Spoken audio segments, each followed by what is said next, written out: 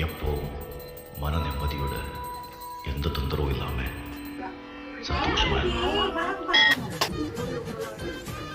வணக்கம், அனைவருக்கும் வணக்கம்.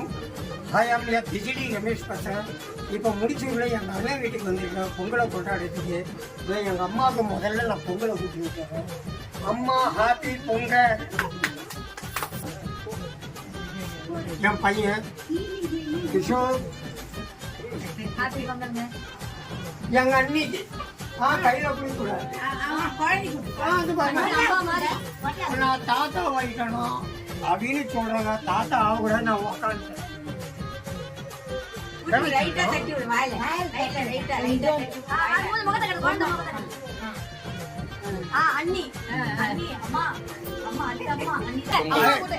அனைவருக்கும் பொங்கல் நல்வாழ்த்துக்கள். சூப்பர் ஸ்டார் ரஜினி, எம்ஜிஆர் நகர், விஜய்.